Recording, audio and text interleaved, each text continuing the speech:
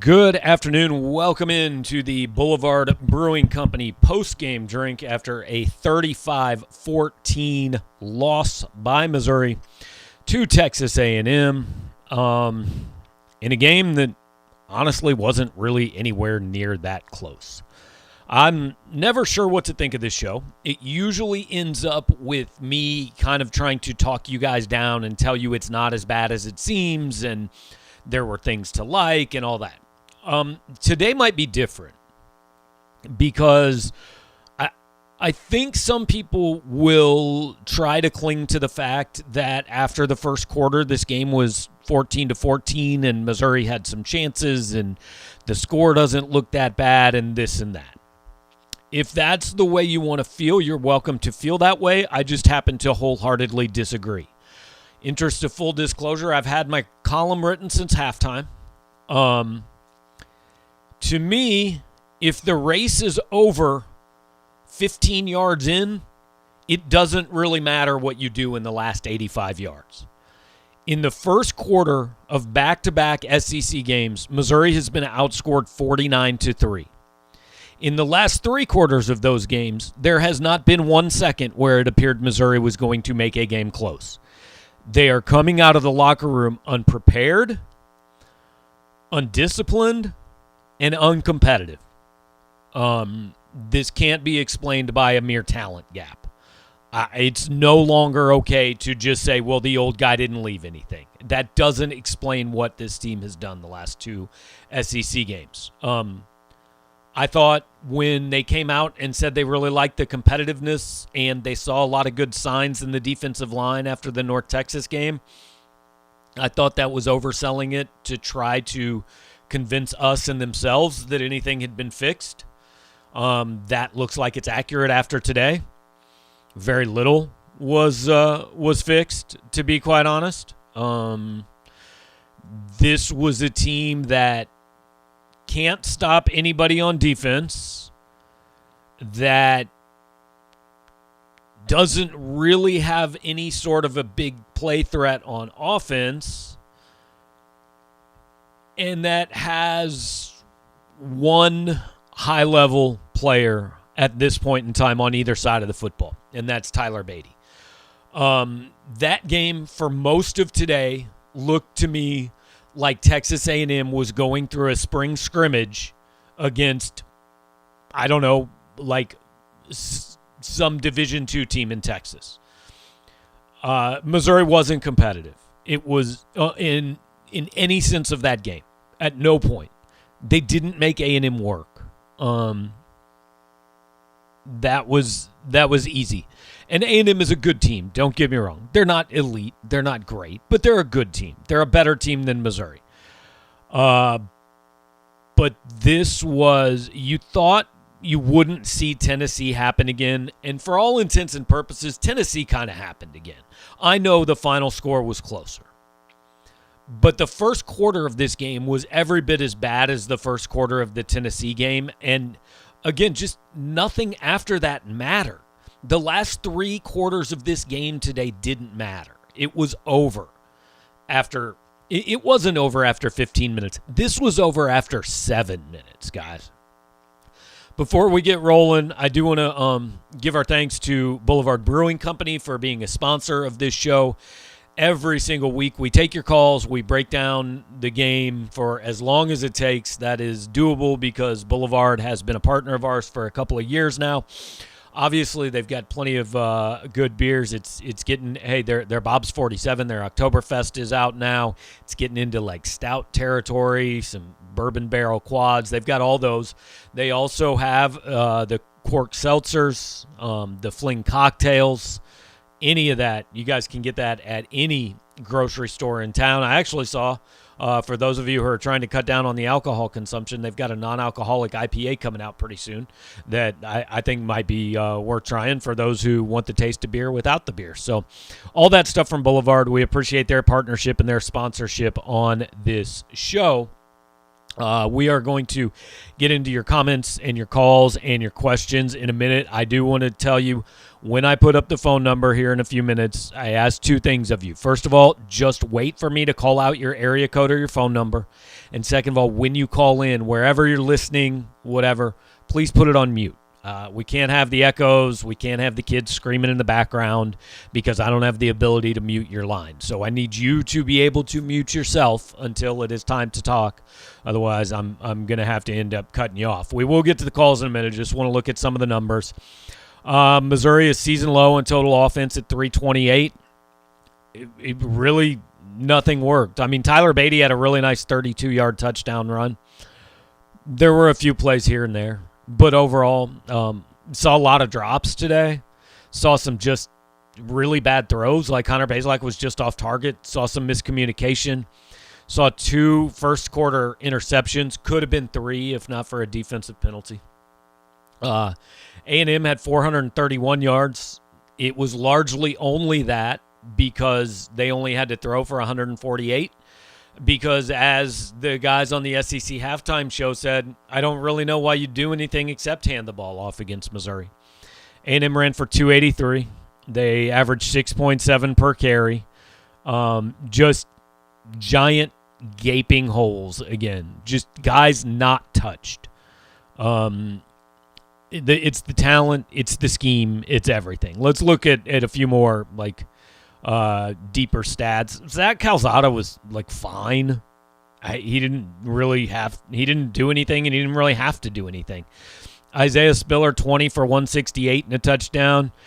Devon Achane 16 for 124 and 2 touchdowns, including what I thought was kind of the play that was indicative of this game, a 20-yard touchdown run on a 3rd and 15. That play just summed up everything that Missouri's defense has been this year. No A&M receiver had more than 34 yards. Tyler Beatty, once again, one of Missouri's leading receivers. Towski Dove had 5 catches for 65 yards, showed some nice things. Chance Looper, 6 for 40, but he had 2 drops at least. Actually, it looks like maybe the box score has him with 3. I don't know. There just wasn't much to like, guys. I don't. I'm more interested in hearing what you have to say because this is don't get me wrong, this is not as bad as Tennessee. I just didn't think we would see anything approaching Tennessee again, and we saw it today. I mean, it wasn't as bad as Tennessee, but it definitely approached Tennessee as far as how ugly it was, I thought. And that, I think, should be very discouraging for Missouri fans out there because I just thought I saw a team that there's something going on that I don't understand because the talent gap alone does not explain this. So I'm going to open up the phone lines now. If you want to give us a call on our Skype line at 573-234-4935, you can do so. We will take your calls. Brian is asking if he missed the postgame presser. Look, we're not playing it on the show this year because the postgame is in person. Mitch and Joel are over there at the stadium. I don't have access to the postgame press conference. We will have it posted on the site later, but I don't have it right now. So we just start this show immediately after the game while those guys are doing postgame. So no, you didn't miss it here. You will see it later if you follow. I'm sure Mitch has a thread going on the board about it right now. But no, it was not played here. So once again, we've got the phone lines open here on the post-game drink at 573-234-4935 if you want to call in. We certainly will take your calls. I mean, I am perfectly capable of talking for, an hour after this game if you would like me to. I don't think anyone would particularly enjoy that. And I am reading a couple of things from Drinkwitz's post-game from Mitchell. Says, quote, "The slow start doomed us." I mean, I think that's obvious. We'll get back to it. We're going to go to the phone line and the 618 area code. First caller of the day. Who am I talking to? Hey, Gabe. It's Travis in Southern Illinois. What's up, Travis? How are you, man? Oh, a little down right now, but life goes on. I guess my question for you is, did you see on the message board where a former assistant under Odom was making some comments, and I was just wondering what your thoughts on all that was? Yeah, that was Austin Carter Samuels, who was apparently he was believe it or not, this was the actual title, the director of culture, I believe, under Barry Odom, or culture and development or something like that. I don't know exactly what it said, but it basically said Drinkwitz didn't treat everybody right, and all the blame that Odom got wasn't fair. And look, I don't know if he's right or wrong, but I'm not sure Austin Carter Samuels is the guy that needs to be on Twitter saying that. I can't say how Eli treated everybody in the program. I will say this. In the last couple weeks, this has shifted from Barry Odom gets most of the blame to, no, this can't all be explained by Barry Odom and not recruiting well enough. It just can't. The talent isn't this bad. So I don't really know, the specifics of what Austin was talking about, obviously, because I'm not in those walls. But again, a guy who got fired basically by the new coach, I don't know if he's the right guy to be airing that on social media. Right. I mean, my whole thing is, I know the talent gap is huge, but it looks like, there's something off. There's not a lot. It seems like the players are just checked out.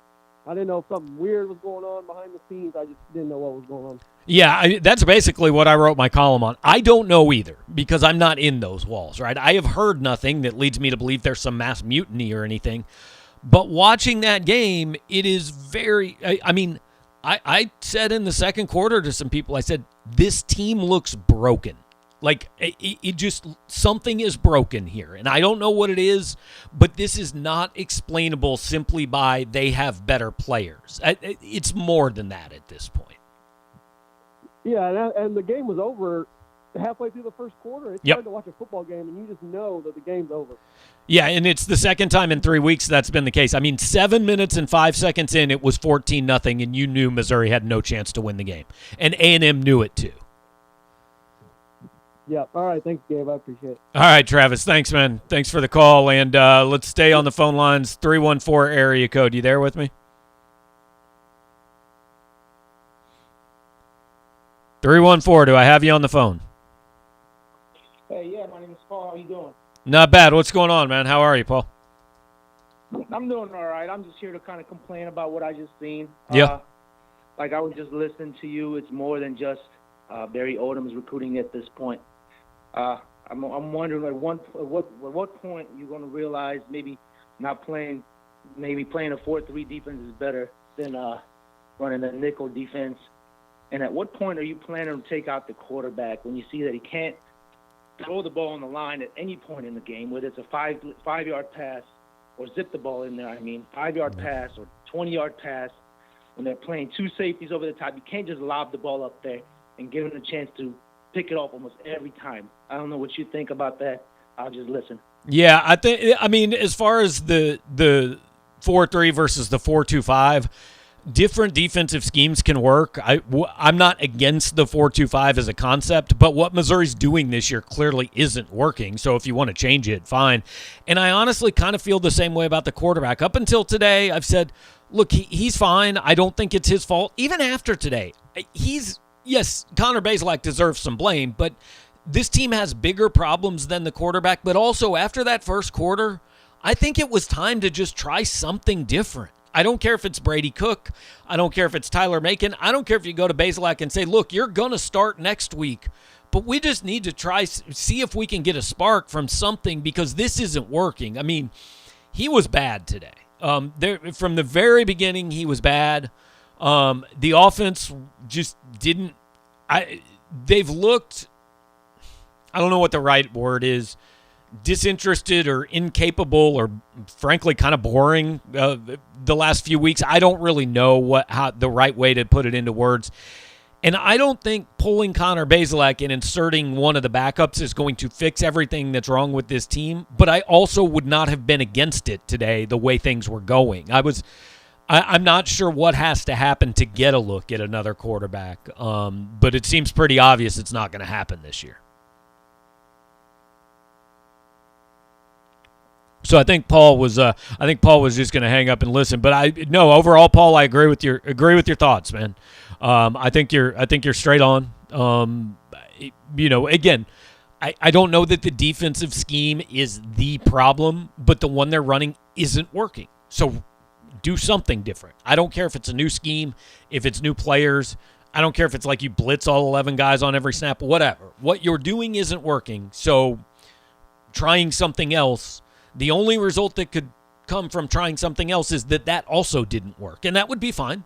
I mean, if that also didn't work, okay. But at least you've tried something different. Right now, we're just trying the same thing over and over, and none of it is working. So that's where we're at, to be quite honest. Anybody that wants to call in, and look, guys, I say every week I'm not sure what to expect out of this show, and I kind of thought, hey, this might be trouble because a lot of people checked out in the first quarter of that game, right? So let's jump back to the phone line at the 314 area code. Who's on the line?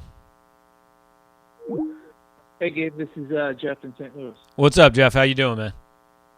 Good. So is it clear to take a guess that Drinkwitz is on the clock and that he's got to show improvement the remainder of this year and the third year to get a fourth year? Well, the problem with that is I think I saw yesterday, I think Missouri's buyout right now is somewhere around $11 million. That would drop next year, but I'm guessing to like 9 or something like that. They owe him a whole lot of money. I mean, okay, if he ends up, 4-8 this year and 3-9 next year, is it possible he's on the hot seat? Yes, but that costs them so much money. I'll be honest. They need him to be good, or they at least need him to get this thing going back the right direction, and I think they need to give him time to do it. Barring like NCAA trouble, no, I don't think he's on the hot seat next year. Now, that if the bottom completely falls out, I could be wrong, but as of now, I don't really think that's the case. So then his only options is basically turn over his staff, get rid of Wilkes, get rid of some of these assistants, bring in somebody new, or just recruit better players. And hey, yeah, whether it's I don't know if it's the coaching staff personnel, the messaging from the coaching staff needs to change, but maybe it's just as simple as he needs more players to do what he wants to do. I mean, for Missouri fans, the much better alternative is that he takes a couple years and gets this thing going rather than you fire him and then go just try another guy. Like, we're not to the point of having that discussion yet. Yeah, it just doesn't seem like he's playing any of the new guys. I mean, if he wants to go that approach, then why not play some of these freshmen? I mean, I kind of agree, but maybe he's looking and saying, hey, we can't do anything this year anyway, so I'm going to save all the red shirts and I'm just going to play them all next year. I mean, I'm playing devil's advocate there because I agree with you. I would have played Brady Cook today or Tyler Macon or both. I would have Elijah Young on the field somewhere, B.J. Harris on the field somewhere, but I would have Damian Wilson and Zach Lovett playing some linebacker, to be quite honest. But I'm not sure on that, to be quite frank with you. I don't think I don't think you're wrong. I'm just trying to maybe present what the other side possibly could be. Okay. Thanks, kid. All right, Jeff. Have a good one, man. Let's go now to the 917 area code. You with me? Yeah, Gabe, this is Joe. Hey, Joe. How you doing, man? What's going on? I'm doing all right. So first of all, I agree with everything that you've said and others have said about maybe it's time to sit Bazelak down just in terms of confidence. And, he's just been off in terms of his throws. Several drives ended today when he just flat out overthrew a receiver by 10 yards. But separate from that, my question is, bouncing off something that Mitchell already put in the post about the post-game conference, Drink was asked whether Bazelak's physically compromised, and his answer is, I don't think so. Yeah. I saw it today. I saw Bazelak with my own eyes limping. Yes. And that's not the first time that I've seen him do that. He did that at least either last week or 2 weeks ago. He's physically limping, like visible to my eyes. Right. So it can't be that he's not hurt. And Drinkwitz, So I guess Drinkwitz. the question is, what do you do? Yeah, Drinkwitz also said on Tiger Talk this week that Connor was banged up. I mean, he said it out loud, right? So it can't be. It's one of the two. I don't really know which one is the case. But it can't be. Yeah, he's fine, and he's hurt. Depending on the audience you're talking to. I mean, that's just not how it works. So, I agree with you. There was one play in the fourth quarter where it looked obvious to me that Connor Bazelak was visibly limping. And look, if he still gives you the best chance to win, in your opinion, then fine. I guess throw him out there. But I don't know if that's fair to the kid.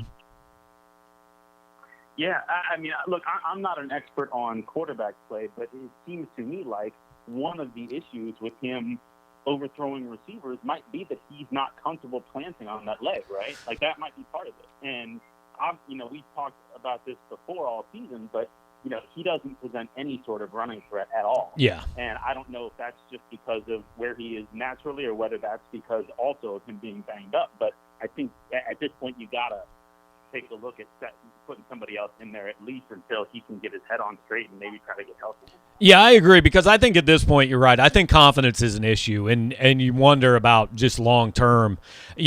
That's why today I would have just said, "Hey, it's 21-0, man. We're going to give somebody else a look. It's not, we're not benching you. You're going to play next week, assuming you're healthy. But it doesn't make sense to run you out here in a game that's already over." That's why I would have done it today. But Drinkwitz said, no, he's not going to do it. So, hey, he's the coach. He gets to make that call. All right, thanks, man. Appreciate you taking the call. All right, appreciate you for calling in. Let's go to the 309 area code. Who am I talking to? Hey, Gabe, this is Dalton. How are you? Not bad. What's up, Dalton? Hey, not much. I live up in Chicago, and I think I want to – I saw something for years up here when Jay Cutler was the quarterback. They went through a total of 6 different offensive coordinators during the Jay Cutler era, and the same common denominator every single year was Jay Cutler, right? And every year they're trying to roll out new guys here, and I know everybody wants to go against Steve Wilkes and all this. All I got to say is I thought the offensive line performed much, much, much worse than the defensive line today. And Yeah. I don't even really think it was that close. The offensive line was putrid. Yeah, and I don't think this team has a good offensive line. I think it was up and down last year, and their best offensive lineman went pro and is actually playing up in your town now. So, yeah, I agree. The offensive line was not good. I think the offense today was every bit as big of a problem as the defense, which is concerning because the defense was still a problem. Well, we talk about slow starts. The game was over in the first 7 minutes because Connor threw 2 terrible picks. Mm-hmm. This team has such a low margin of error that this game is like needs to play borderline beamer ball. Control the offense, little dink and dunks. Connor can't throw it deep.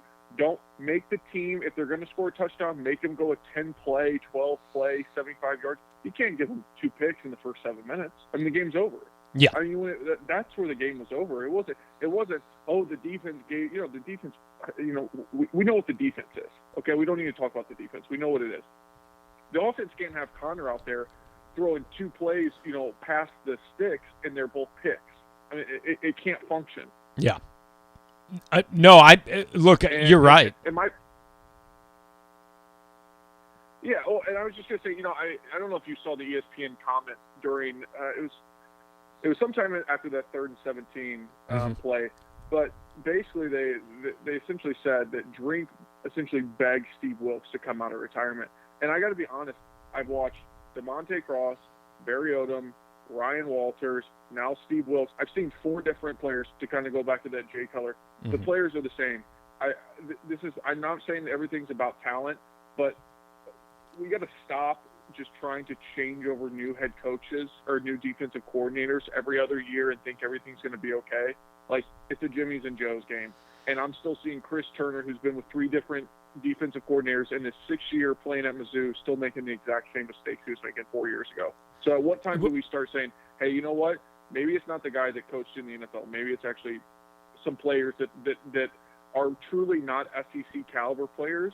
And I think you can tell that when we're starting a true freshman at defensive tackle, we're starting a career quarterback at safety, and we're starting 2 Tulsa corners and a Rice linebacker. I mean, at what point the Coach Drink told us what he thought about this defense in the offseason, going out and getting everybody he could on the defensive side. And these guys just clearly haven't played off, so that's obviously on him. But it said everything in the offseason about where this defensive talent's actually at. I think a lot of what you say is true, and I agree. It's not all the coaches. It's not all the talent either, but it's not all the coaches. But here's what's concerning to me. These defensive players are actually worse than they've been previously. I mean, Trajan Jeffcoat is making fewer plays. I don't know if Kobe Whiteside played in the game today. Isaiah McGuire made 2 or 3 plays early. Devin Nicholson is clearly a worse player than he's been the last couple of years. Now, I'm sure a lot of that has to do with not lining up to next to Nick Bolton, but still, Martez Manuel is making fewer plays than he has in the past. I mean, these guys are – I'm not saying that Missouri has all SEC talent lining the field on defense, but they're better than this. I mean, they're better than just getting completely run off the field by the last 2 teams they've played in SEC games. No, and I agree with you. I'm not disagreeing. What I have a problem with is that everybody wants to make excuses for so many of the players. And it's like, I think if you're hiring somebody like Steve Wilkes and you're paying him, what is it? It's a 2-year, $2.4 million contract. Correct. I think that's right. It's a performance bonus or whatever. Okay, if you're paying a guy like that, you're bringing him in saying, listen, this defense is not where we know. The talent's not there. You have time to implement your system. You know, I saw Mitchell Forty in his halftime post that, well, you know, maybe Steve doesn't make it to the end of the year. I'll tell you what, you can switch to whatever defense you want. It won't matter. It won't matter. This team actually needs both a talent and a consistency. I mean, you said it yourself. Kobe Whiteside, where's he been? I'll tell you where he's been. Jordan Elliott left, and we haven't seen him. Devin Nicholson, where he's been. Nick Bolton. We had a couple of these guys that were able to cover up a lot of cracks. They're gone. We need to bring new guys in, and we need to actually have a scheme that maybe stays consistent more than a year or two. Or the next year, it's not like is there anyone coming back next year where you go, yep, that's going to 100% make our defense better? No. Right. No, it's not there. And, you know, and I'm more concerned personally with the offensive line. The offensive line actually has some players out there. Michael Maiotti, I mean, he got 2 holding penalties in the first, 2 drives. Like, that guy's got 50-plus starts. But also, you know why he's still in college? Because he can't play in the NFL. I mean, he's in his 6th year in college. Exactly. Because he can't play in the NFL. Exactly. Yeah, you're spot on. I mean, it's just, you know what? I think Drink's a really good offensive line. We can say whatever we want. We can talk about getting the team up. We can say all these things, and that's fine. We can have that debate. There is no debate. He has been one of the most successful offensive coaches in the country the last 5+ years. Okay? He's telling you everything you need to know about this offense in terms of right now, which is Connor either cannot physically throw the ball deep, and the offensive line cannot block deep, or cannot pass pro worth anything. So, I don't know what else to tell you. I mean, at that point, it's like the coach is telling you everything you need to know. Yeah, I mean, I think we keep coming back to the same place where we disagree. I agree with a lot of what you're saying, but the talent alone does not explain being this bad. The scheme alone doesn't either, and I'm not saying fire anybody. I don't really care if they fire anybody. It's not all on one thing. It's a combination of multiple things, but I have seen these players on this team be better than they are right now, and that is a coaching thing. And coming out and getting outscored in the first quarter of your last 2 SEC games 49-3, that is a coaching thing. Yeah. I mean, I'm not 100% disagreeing with you. I'm kind of at my wit's end where it's like everyone wants to blame the coach, and we've had 4 different coaches on the defensive side. And it's like eventually someone's got to say, you know what, you got to have better players. I don't know who the Georgia defensive coordinator is though, but I guarantee if you brought him in here, he wouldn't look that much better. And I'm watching Georgia right now, and they got a bunch of freaks flying around. Right, and if Steve Wilkes was coordinating the Georgia defense, he would look a lot better than he does. There's no question about that. No question. Yeah. So. All right. Anyway, I've taken enough of your time. Thank you. All right, Dalton. Thanks for the call, man. I appreciate it. Let's go now to the 404 area code. You still with me? 404. You on the phone? Yeah, I'm here. Are you there? Yeah. Who am I talking to? All right. Speaking of Eric, so here we are, man. The call in last week, and I'm just saying your thoughts on. I agree with everyone. The defense, the talent is not that bad. I really do believe that the defense is getting highlighted because it's getting put in bad situations. I think Drink needs to add an O coordinator and release the play calling. What are your thoughts on that? Because I think that that defense does not need to be on the field. I would love to see the numbers on the amount of time that the defense spent on the field versus the amount of time that the offense spent on the field. And the defense we know is bad. Instead of keep, knocking them while they're down, they're bad, right? Right. So we want to minimize the opportunities that they have. And to do that, the plays that he's calling is not milking the clock. It's not giving them time to breathe. And I thought of another thing. If any of those defensive players have a sting or a buzz or something like that, they need trainer assistance. They don't even have time on the sideline for the trainer to even address a light injury because he's going 3 and out so fast, and he's not utilizing the clock with his scheme. And I understand the scheme in which he's trying to do, but there's a certain truth where you don't have the quarterback, the personnel, the line blocking to do the scheme that you're trying to do. You have to accept that. Mm-hmm. Secondly, you are hurting that defense, not allowing them time to get air, not allowing them time to get, trainer treatment on the side, not allowing them to mentally, just get a break to go right back in there to get scored on right back again. So I just want your thoughts on it. And to me, it's frustrating because that's kind of old school football IQ a little bit, which kind of scares me that if he knows his defense is that bad, why would he continue to? And he's playing at an upbeat pace where he's getting back on the ball. The defense just got scored on, and he comes down and he's rushing the clock to run through these 3 plays as if they don't need time to recuperate. And I just wanted to get your thoughts and the listeners' thoughts on that. Okay, so, Eric, I've got the numbers you want from today. And I'm going to read you these numbers, and then I'm going to let you kind of react before we talk further. You still there with me? Okay, I think Eric hung up on me. But so he was asking time of possession. Wasn't a problem today. Missouri had the ball for 30 minutes and 3 seconds. A&M had the ball for 29 minutes and 57 seconds. And I'm telling you, from watching the Kansas City Chiefs the last 4 years on offense, time of possession doesn't matter. It doesn't matter. What matters is how efficient you are and what you're doing with the ball. Here is the issue. Here is the number that beat Missouri and that beats Missouri in a lot of games. Average yards per play. Missouri, 4.5. Texas A&M, 6.4. That's the number that matters. A&M is averaging 2 yards more per play than Missouri is. It is not an issue of how many plays they're running. Missouri ran 73 plays, A&M ran 67. It is not a matter of how much time between plays. Missouri had the ball longer than A&M. The issue is what they're doing with those plays and with those drives, and Missouri is allowing a ridiculous amount of yards per play defensively, and they are not getting anywhere near that same amount of yards per play offensively. Let's go back now to 618 area code. Who's on the phone with me? Hey, Gabe, this is a great show. I mean, this is the best part of my Mizzou Saturday every week. I appreciate it. Appreciate it, man. Who am I talking to?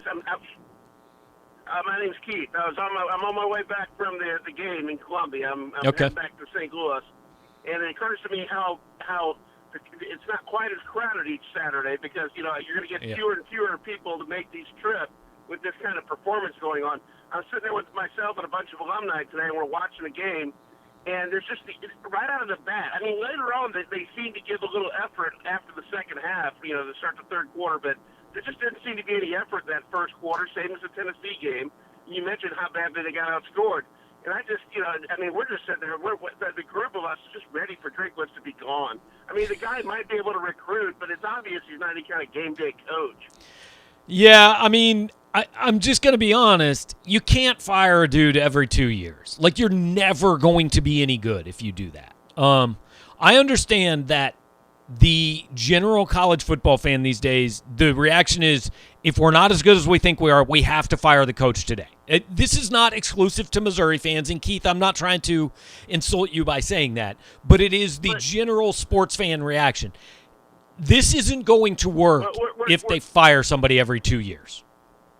We've been watching this, though. I can go back to Alana Fria. So we're going back to watching, Bob Stoll or Woody Woodenhofer, and Mizzou always hangs on to those guys for that fourth and fifth year. They just hang on, and at the end of it, you always think to yourself, well, we wasted our time.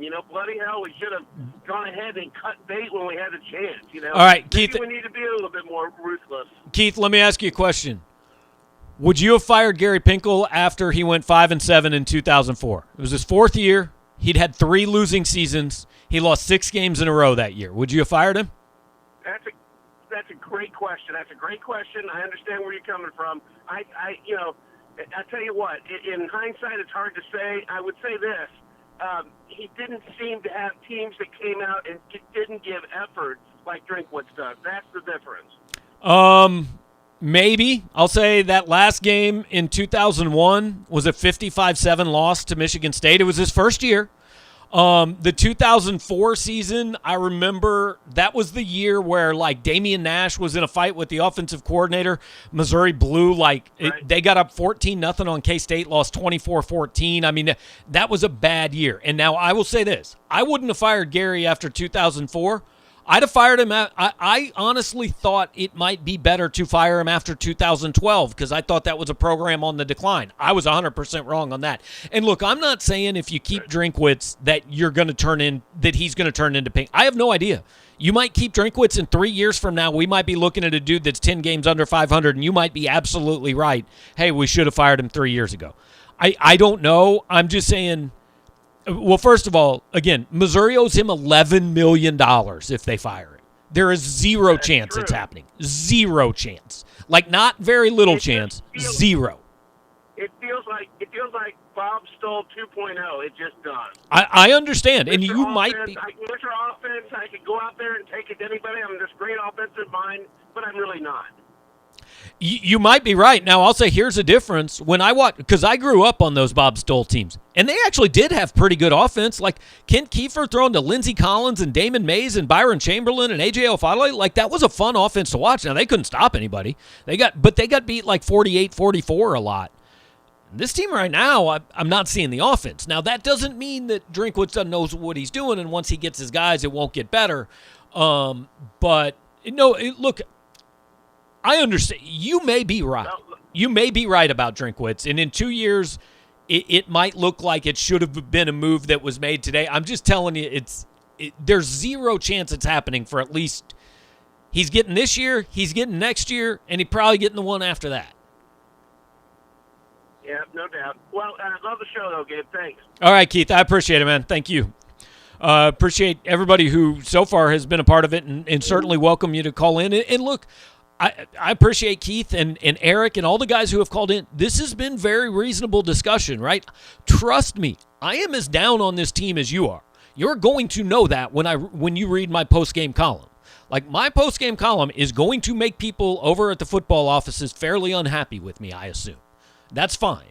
I've got no issue with that because I write what I think after the games, and this is what I think. So me and the callers are probably not all that far apart. I'm doing two things. First of all, I'm just trying to present an alternative viewpoint. I'm not even saying I necessarily believe that, but I'm trying to get you to look at it from another side of, okay, I see what you're saying here. And again, I don't think we're that far apart. I'm also just telling you what is going to happen. Eli Drinkwitz's job is not in jeopardy. I think Steve Wilkes' job is in jeopardy. I think Steve Wilkes' job could be in jeopardy as soon as tomorrow morning. But I don't think Eli Drinkwitz's is. So we're going to go back to the phone line. We're going to go to the 573 area code. Who am I talking to? Hey, Gabe. This is Luke. What's up, Luke? How are you, man? I'm doing all right. What's on your mind? Yeah, so, hey. Yeah, I called in today. I was thinking, just looking back at the season now, I think Drinkwitz realized a little bit sooner than the average fan what he had on his team. Yeah. Because it's like he's not even really pushing anymore. To the end of the half, that drive, he just kind of conceded. Yeah. It's like, if you actually think you can win this game, what does it matter if you punt it back and A&M scores again? You're going to lose if you don't score on that drive.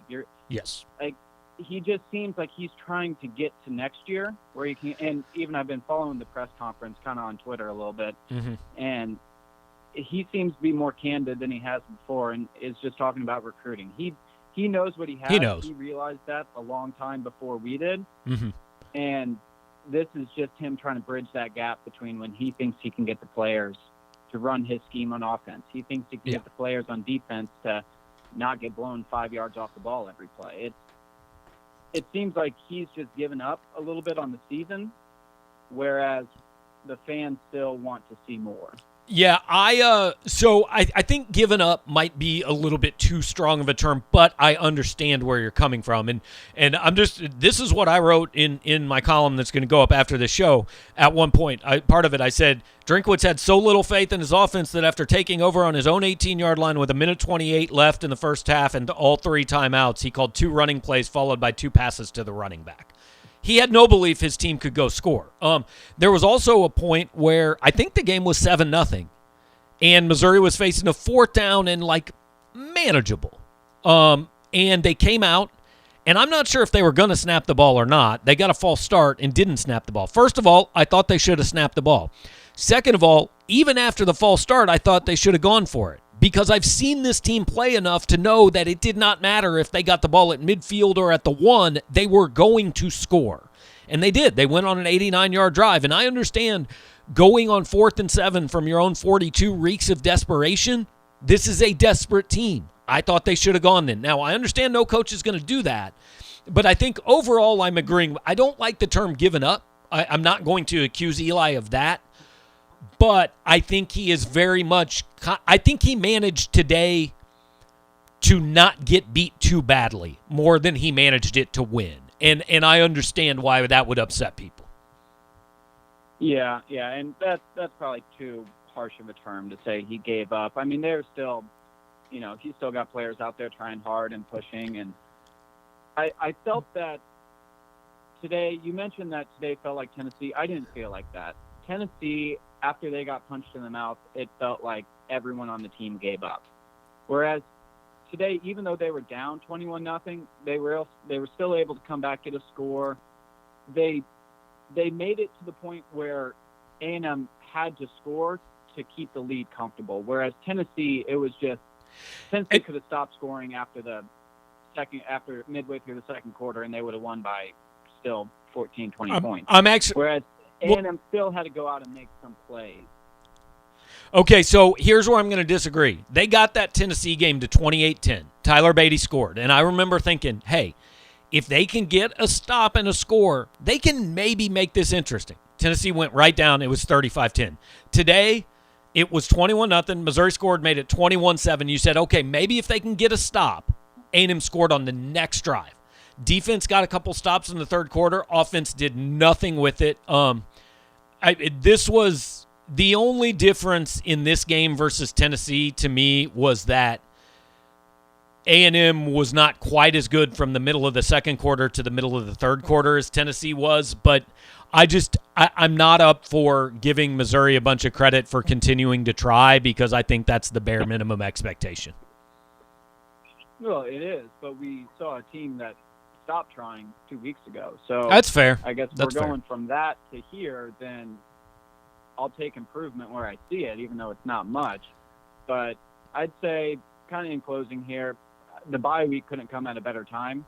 They have a lot to work on. I think they need to come back, lick their wounds a little bit, try to get a few players' confidence back up, because right now, I mean, they're bad, but you still got to come out believing you can win. And coming off a bye, getting to go to Vanderbilt and get a win under your belt before getting thrashed by Georgia, sure will help. Yeah, you got to win that Vandy game. You don't win that Vandy game, we got a whole different set of problems. Yeah, that'll be an interesting call and an interesting show for you if we don't win the Vandy game. No question. Luke, I appreciate the call, man. All right. Thank you, Gabe. All right, have a good one. Let's go to the 314 next. Who's there from the 314 area code?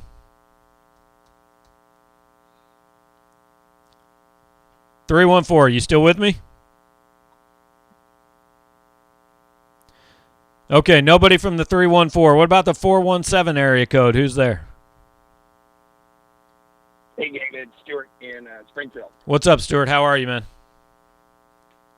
I'm good, thank you.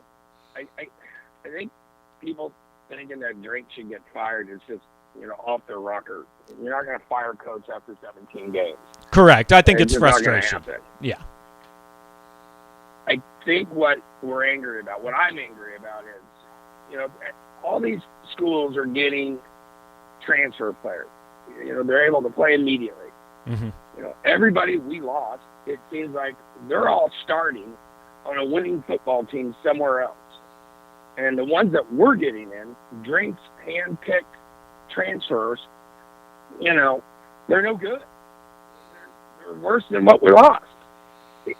I think that's what we're upset about, and that's why there's so much, so many people reaching for Drink's neck. You know what I mean? I think that's a fair criticism. His additions in the transfer portal. Now, I think Caleb Evans has been pretty good. He's not perfect, but he's been pretty good. But Blaze Aldridge is a guy who's gotten benched and lost his job. Allie Green is a guy who's bounced between the second and the third string. Mookie Cooper has been hurt, and when he's been able to be on the field has been fairly ineffective. So I think his Connor Wood is a guy who came from Montana, and I don't know if he saw snaps today, but hasn't seen a ton of them. EJ Ndoma Ogar came from Oklahoma, has barely seen the field. So, yeah, I think it's fair. The transfers to this point have not made a difference, and I think that is definitely a fair criticism of him. Exactly. So, I mean, if you're just trying to get warm bodies in, wouldn't it make sense to use those scholars on some high school talent that you can actually develop rather than just, or is that what he's just trying to do, is just, fill some holes and roll the dice and, hey, we're rebuilding and it's okay if we get run off the field every Saturday, but, we got warm bodies out there, so we're going to be okay. I think, actually, if he was trying to do that, if he was trying to say, hey, this is a full rebuild, then he would have used all high school kids. He wouldn't have taken the transfers he did. I think he took those transfers because he thought they were guys that could help him win games this year. Now he's been wrong. Doesn't that scare you then? That's his misjudgment on that? Yeah, like I said, it's a fair criticism. I love Drake. I love him. I want to keep him. I think he'll be fine. Give him 4 years. Give him 5. I think everything will be okay. But in the meantime, I don't understand his philosophy. Yeah. Next year's big.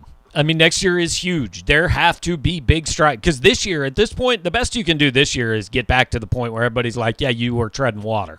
And that takes beating Vandy, beating South Carolina, and beating Arkansas. And I don't think anybody thinks that's going to happen, and I understand why. But if you do that, you finish 500, and you can at least say, hey, we stayed the same. But next year has to be steps forward. Like you said, nobody's firing a dude after 17 games. He's going to get next year. If he doesn't show signs of progress next year, yes, he's going to go into 2023 coaching at least in some hot water, if not on a hot seat. But, we're only halfway to that point yet, too, so it's a premature conversation, obviously. But no, the transfers haven't worked. The junior college kids haven't worked, and it's 100% a fair criticism. It's frustrating. So yep. Maybe we get some good news this week in St. Louis. Go put some money in somebody's pocket and bring us back Luther. All right, Gabe, it's on you. All right, thanks, you do that Stuart. For us? Well, I can promise I'm not paying anybody. I'll tell you that much. Have a great day. Thanks for the show. All right, have a good one. 940 area code. Are you there? Yes. Hey, who am I talking to? Yeah, this is Ed. What's up, Ed? Two things. One, I really enjoyed watching number 12, Sean Robinson. I thought he played fantastic, part of the game at least. And at least he was really hustling and trying. Yeah. He had a very costly pass interference penalty early, and I like Sean, and he's a good kid, and I think he deserves a lot of credit for what he's done. I have a hard time saying anybody played really well today. I thought Isaiah McGuire started out well. Yeah. That was about it. Yeah, did you see his two straight tackles for losses in the fourth quarter? Honestly, I don't remember it. Come on, you got to give him credit. I'll trust you that it happened. Yeah, I may have been setting up for the show by that point. Again, I thought this game was over 7 minutes in. I'm not trying to rip Sean specifically. I think the kid he's done a lot for this team. He's a great teammate. He's made a nice switch from offense to defense. He deserves credit for that. But I also don't want to go searching for rainbows in the fourth quarter of a game that ended an hour and 45 minutes earlier, if that makes sense. Well, I don't agree. He came off the left side of our defensive line, caught the running back in the backfield on 2 straight plays. Okay. I thought it was really good. And the other thing is, I do not understand why in the fourth quarter we didn't have a different quarterback in. I agree. If nothing else, just to get some experience. No, I agree with you. Drinkwood said Connor's the guy. He gives him the best chance to win, and he's not hurt, and he's going to play him. So, look, you can believe that or not believe that. I tend to not necessarily believe he's not hurt because I saw him limping, but I would have played somebody else, but Drinkwood's quite clearly isn't going to do it. Well, just one last thing. One last question. What did you think of Connor's accuracy? He missed a lot of throws, a lot of throws high. He threw 2 interceptions. It was ridiculous. Yeah, he didn't play well today. He had a lot of company and not playing well. I would have gone to somebody else, and I would have done it in the first half. I agree with you. Take care, Gabe. Thanks. All right, Ed. Have a good one. Let's jump to the 816 area code. Who's there? Hey, Casey Stoltz here. How are you? What's up? How you doing? Good. Hey, I want to throw something out there. I agree with you that these transfers in from the portal have been a little disappointing. But look at what Kentucky got with Wandale. I mean, that kid was going home, and I forget the names. I apologize. But on the Missouri team, we lost the guy on DL. Trey Williams and Markel Artsy. They were going home. I mean, I don't want to say the other coaches have been lucky or struck gold, but kids going home. And I know Mookie's coming back to Missouri. But, I think we've been a little unfortunate in that regard, but I still think we can keep stacking these recruiting classes. I mean, I'm not happy with today's results or this season, but I'm still waiting to see how these recruiting classes stack and where we go from there. My biggest concern, I guess, is, the defense / coaching of the defense going forward. But I just want to throw that out there on the transfer. I think we've been a little bit unlucky. Some of those other transfer, strikes for these other schools like Kentucky and Arkansas were really just, I don't know if the word's fortunate, but you know what I'm saying? Yeah, I mean, to some extent, but the Rosenthal kid on the offensive line was from LSU. Will Levis was a Penn State transfer. Kentucky hit their guys. Missouri hasn't hit its guys. Lucky, not lucky, whatever it is. I mean, that's a fact. But you're right. As far as all you can do is wait and see if these next couple, if his recruiting classes turn into results on the field. That's what you got to do. And either they will or they won't. And we'll know in 2 years if he's the guy. Yep. Thank God we got a bye week. Thanks, Gabe. All right. Thanks, Casey. Appreciate the call. Let's stay in the 816 area code. You still there with me? Yeah, I'm here. Who am I talking to? This is Rex. What's up, Rex? Yeah, this is Rex. I'm just on the Steve Wilkes. Do you believe he'll stay here after the 2 years? Well, I think the bigger question right now is if he's going to get to year 2. I mean, I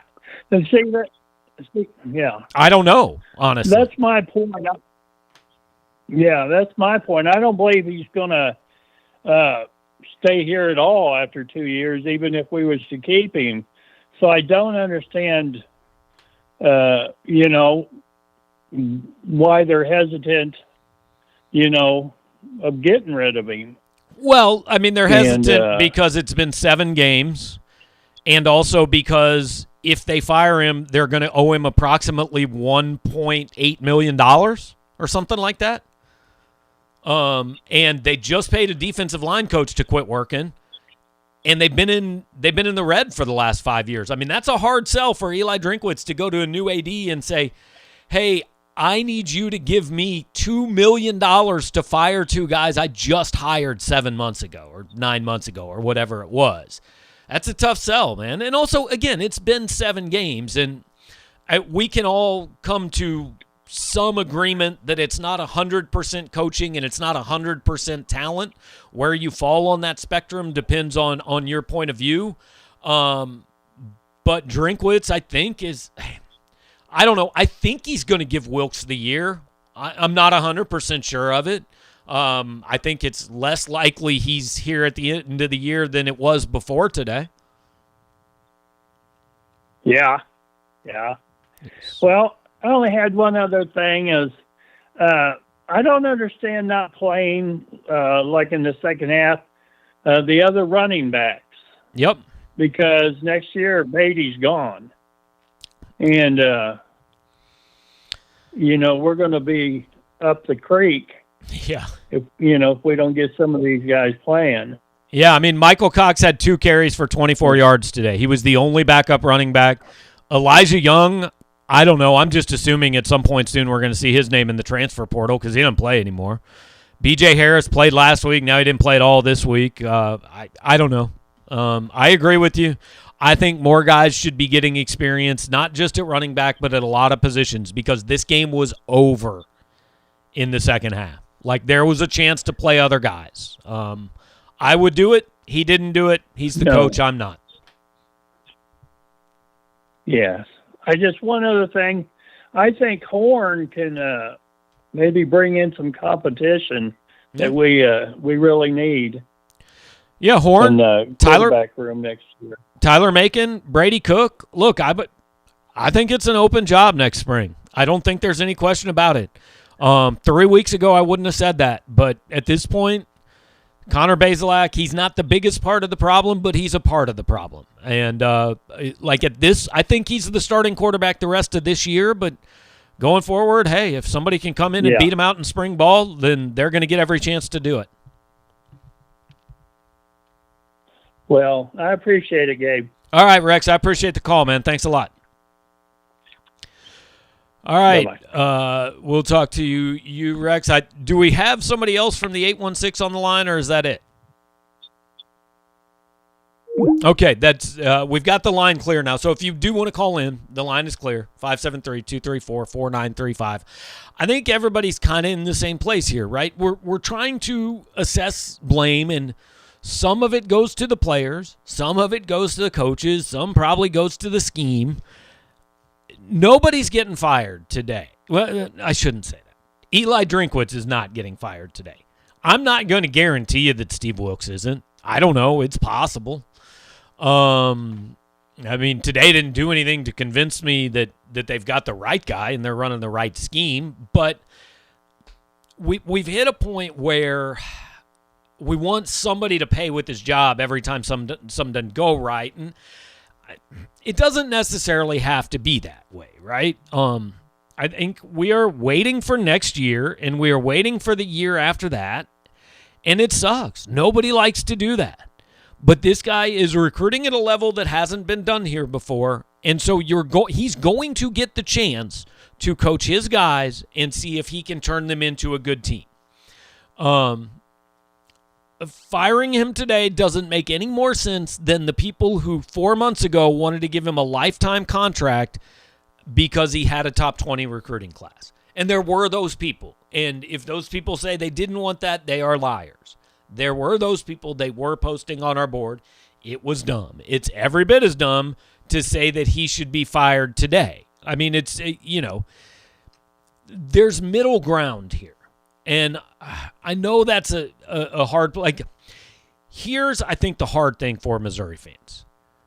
You started the season with hopes that maybe, even if you weren't a person that thought, hey, they can win the East and they can win 9 or 10 games, even if you just thought, hey, this can be an 8-win team and they can show me significant progress from last year. That was dead for you 4 weeks into the season, and then it was absolutely dead 5 weeks into the season after the Tennessee game. Progress was gone after the Tennessee game. You weren't playing for anything meaningful. The only thing at that point was, I don't know, can we scrape together 6 wins and play in the Quick Lane Bowl? And that's no fun, right? I get it. And on a smaller scale, 2 of the last 3 games have been that way. These games have been over in the first quarter. So you're sitting there and you're watching for another 2.5 hours, but you know it's over. I did this on Sunday night with the Chiefs. Like, I knew that game was over at halftime. But I said, well, there's only 17 of them, so I'm going to watch the whole thing. And the result was I was exhausted the next day. And, I was mad at myself for doing it. And that's where you've been with this team, not only in games, but in the course of a season. And it's a very frustrating place to be as a fan, where they have taken your hope away very, very, very early. And like I said at the beginning of this show, this game was over 7 minutes in. I don't really care what happened in the last 53 minutes. You can't sell me on, but it was 14-14 for the last 45 minutes.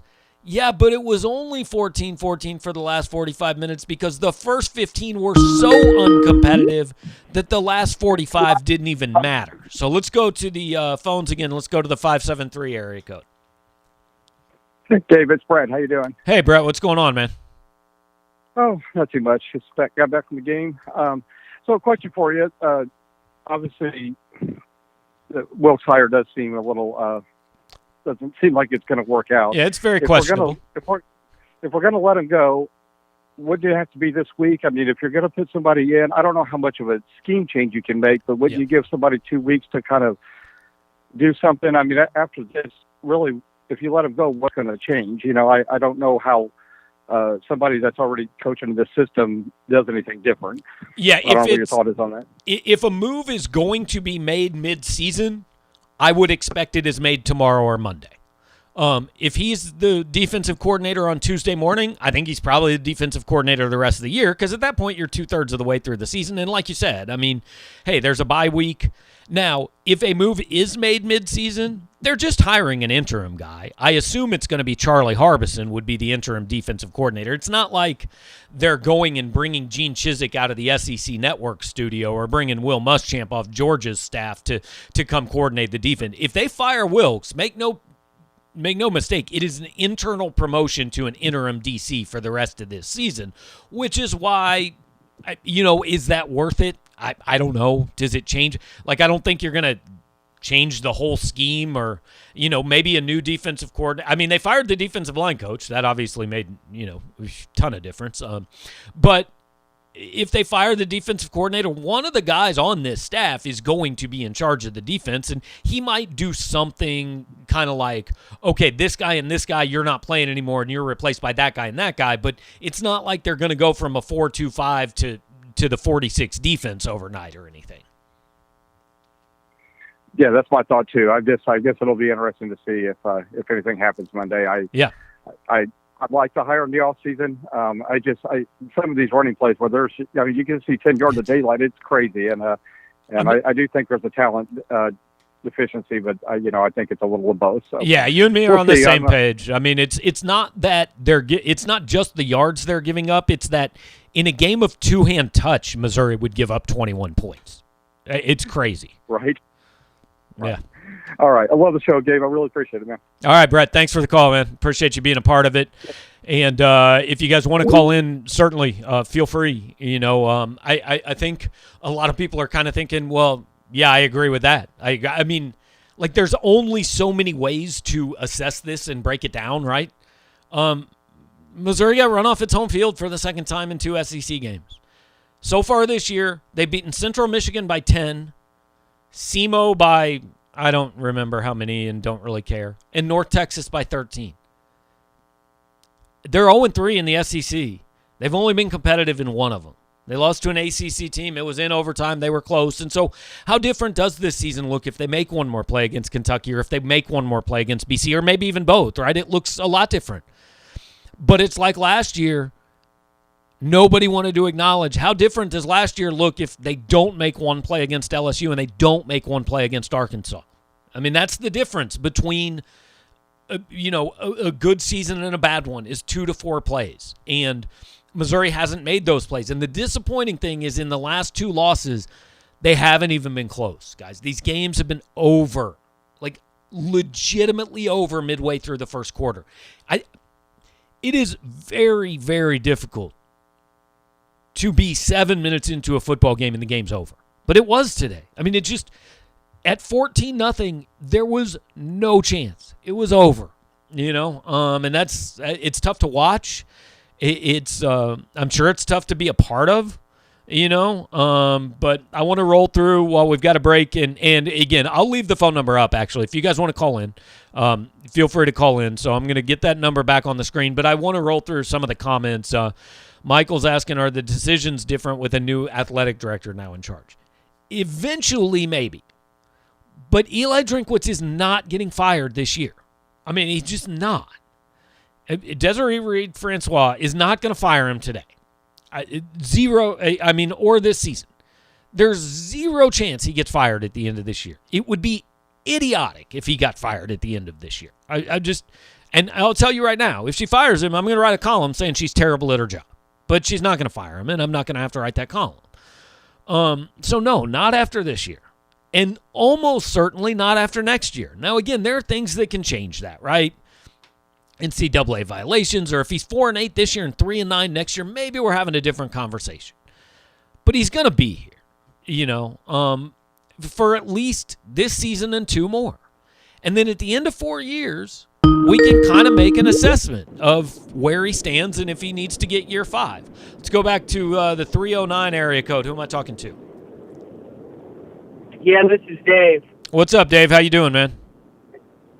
Oh, not too bad. Hey, I got a question, and I tend to agree with you, Gabe. The defense has gotten so much worse at this point with this new coordinator, and I can see him being gone. But the other point, or the other question that I would have is, with all those recruits that were in the stands, he wasn't willing to play any of his new recruits that he got this current year. When is he going to ever do that? And why would anybody that's sitting there in the stands want to come if he's not even get a shot to play? Yeah, I mean, he played, Mekhi Wingo started. Dominic Lovett played, scored a touchdown. A lot of the transfers. So he did play some of them. It's not like he threw them all out there. But I understand what you're saying. I would have liked to see some more young guys against Tennessee in today. But maybe he just says, hey, they're not ready, and I'm not going to set their confidence back by throwing them out there, and we're just going to suffer through this year, and it's going to be what it's going to be, I guess. But I understand the concern. Position. Yeah. No, I understand the concern. I would have liked to see a different quarterback get a shot at some point. I would have liked to see a couple different guys get a shot. But like I said, he's made his decision. He's the coach, and I'm not. And I can disagree with it, but that's what he's going to do. Well, then from that standpoint, I would make this comment. Then you just got to ride it out for 4 or 5 years and let him try to build his own program. Yeah, I think. Which no one's going to want to hear, probably. Yeah, no, he gets at least 4 years. I mean, that's the truth. I don't think there's any question about it. He gets 4 years, and we'll see where it goes after that. All right, I appreciate it, and thanks for the show, Gabe. All right, thanks a lot. Appreciate the call, Dave. Yep. All right, I think there were a couple other people trying to call in. I'm not sure what happened. Please feel free to call back. Not sure what was going on there with the system, but I think a couple of you were trying to get in and it didn't work. So if you're still trying, give me a call back. No problems there. Justin wants me to be the defensive coordinator. Nope. Couldn't tell you why the defense is no good. Couldn't fix it. Don't want the job. Want the salary. Don't want the job. So yeah, again, if you're out there and you want to call, feel free to call. But I'm gonna try to go through some. Here we go. Let's go to the 785 area code. Who am I talking to from somewhere around Manhattan, Kansas? Hey, Gabe. This is Corey from. Actually, I'm in Topeka, Kansas. Okay, what's up, Corey? How you doing, man? All right, so I played football all my life, played football in college. Mm-hmm. I think we're putting too much focus on the past. Missouri's always had a good defense under Pinkel and, Cool and all them. Always had a crazy, stupid, high-scoring offense. Even whenever we had a crappy defense, we've always had a high-scoring offense. Do you think a lot of people are replaying the past, trying to compensate for what, basically, because we play crappy all the way around right now? Right. Either. I think. I mean, are you asking maybe if the defense isn't as bad as we're making it out to be because it's just not as good as it used to be? Is that what you're saying? No, we have a horrible defense. Okay. But we're also used to having, there's been years where we've had amazing defense, top 10 in the nation. But the years that we've also had crappy defenses, we put up, you scored enough 40 points a game. Yeah, I think kind of help us on the defense. Yeah, I think that these last couple of games, at least in the SEC, like we're focusing on the defense, and I think today changed it a little bit, but maybe we haven't paid quite enough attention to, hey, the offense isn't great either. It's just it's better than the defense, so it's kind of getting a pass. I agree with that, but there are problems offensively too, and Drinkwitz has been pretty clear about saying that, and we've seen him. I mean, they're throwing again. They get the ball back with a minute and a half to go and 3 timeouts, and they're running the ball because they don't have any confidence they can go down the field and score. So yeah, the offense is a problem too. It's not as big a problem as the defense, but it is part of the problem. There's no question.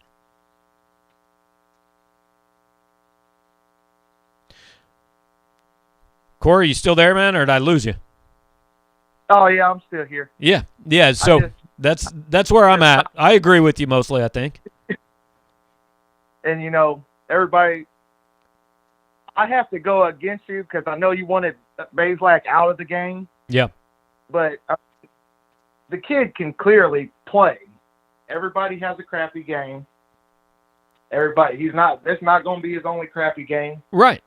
But he's, we got Macon, 4-star kid, Elite 11 quarterback, but he's a third-string guy. Everybody wants him in. He's a straight-up. Anywhere else, he's going to be third-string, 90% of the schools he went to, at least second-string. I mean, right now, yeah, so, absolutely. I mean, we can't rush him, put him in the game, and then we got more issues because now it's confidence as well. Right. And I want to be clear. I'm not calling for Bazelak to lose his job and be benched for good. I just thought today it was pretty clear pretty early on he didn't have it and Missouri wasn't going to win. So I thought this was a chance to get somebody else out there and give them a shot. And even if you go to Connor and say, look, man, you're my starter next week as long as you're healthy, it's just not really working today. So we're going to go another direction and get this other guy, whether that's Brady Cook or Tyler Macon or Tommy Locke or Jack Samsel. I don't really care. I would have just given somebody else a shot today, even if it's not going to turn things around today, but just give Bazelak a half off because, again, I don't think he's the number one problem with this team. I don't think he's in the top 5 of the problems with this team. But that's a move you can make to maybe get yourself a little bit of a spark for a day, and I thought it was maybe worth it.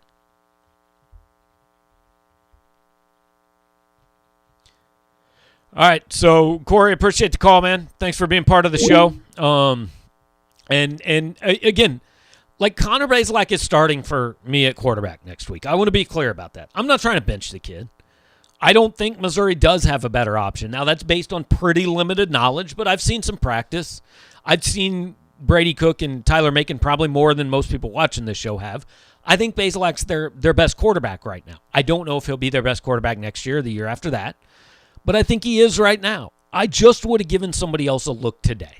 That's all I'm really trying to say. And people can disagree, and that's fine.